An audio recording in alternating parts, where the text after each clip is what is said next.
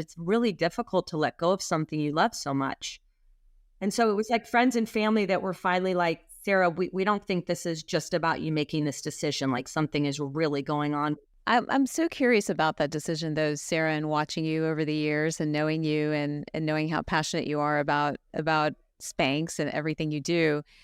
How did that decision come about? You said the tap of spirit, like that. That's so hard. I feel like these companies are our children, right? It's like I know you're a mom of four.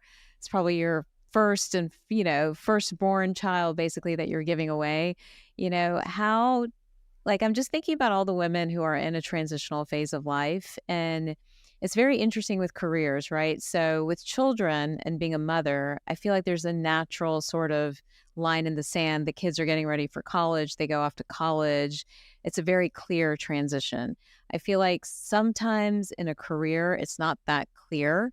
Like you're building something, you're growing something. When do you walk away? When do you bring in somebody new? Or if you're in a job or an executive of some kind, when is it time to kind of wrap things up and move on to the next? And it's interesting because even looking in our family between my husband and I'm in a massive growth phase in prep for the future, right? There's a very deliberate strategy to it because I've created something. I believe in it 100%. I believe it needs to be everywhere. And so I'm trying to prep it and clean it up a little bit for whatever's next for it, right? Whereas here's my husband, we both started our businesses at the same time. He's in the exact opposite frame of mind. He's in a shrink phase. He's like, I no longer want my energy, my time, my resources to go into some of the things that he's having to deal with, which are just a waste. There's a drain on his energy.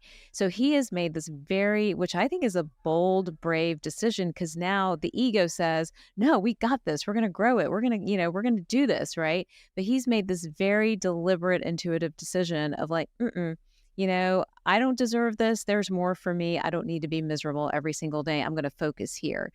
But that takes a lot of soul searching and inner work, and I'm just so curious about your journey first through Spanx and then into Sneaks. I'm so curious about both of those. Well, okay. So it's such a personal journey for an entrepreneur to decide when to let go of their business or control of their business. And for me, I never got outside investors. So for 21 years, I felt like I was Spanx's mother and father. I didn't really have to answer to outside. So it was so deeply connected to my soul. And, it felt like it was literally an extension of me and very associated with my identity. But I sold for this, really the main reason was because I felt like 80% of my mental share for a very long time, for 2 decades, was on Spanx. I became really curious about living some life without that dominating my mental share. So I sold to free up my mental share. And I also knew intuitively that if I didn't sell control, that wasn't going to happen, that I wouldn't ultimately achieve what I wanted to achieve. So it made the decision so much harder. Like for me to get, because I had to really basically sell my baby. I mean, I know, but it was this knowing that I was meant to do that and make that hard decision. And, and then that gave room for Sneaks and other ideas. I have so many other ideas and so many things that I want to do. And the business is so great. It was in such a great place. It has so much runway. I knew the team and the company, and I still own a big chunk of Spanx. So I feel very connected to it.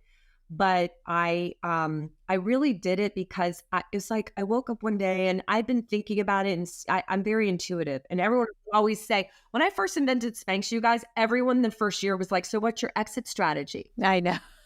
I was like, what is next? What exit strategy? That's me.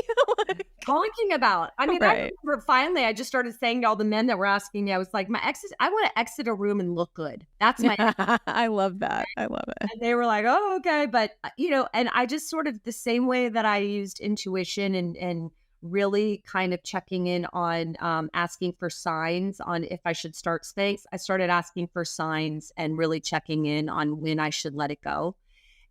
I became more curious. I knew if I didn't sell it in 5 years from now, I knew what conversations I was having. I knew what meetings I'd be in. I felt like that was very predictable to me. And then I became more curious about not knowing. But not knowing is so scary, you guys. I mean, that liminal, it's like a liminal stage, right? Where I call it in between the vines. Midlife is in between the vines, selling a business is in between the vines, these transitions. And I call it that because it's like, I imagine like in the, swinging and letting go of one vine, and you're like, bend it in midair and you have not grasped the vine. And I even intentionally did not want to know. I mean, when I sold Spanx, everyone's like, what's your next thing? Where was you? And I really didn't know. I mean, I knew I'd been working on a shoe for a long time. I didn't know if I'd ever get it over the finish line or feel like it was in a place that I would want to launch it. But I just kept saying, I really want to sit in the unknown. Like, I really want to be uncomfortable and let the universe, like, give me signs, think about it. But it is, there's three quotes, because I love quotes, that I always say are the best to describe what I went through after I sold Spanx and during that time. The first quote was, in order to discover new land, you must be willing to lose sight of the shore. The second one was, you can miss it and still not want it back. And the third one is, you can make the right decision and still be sad.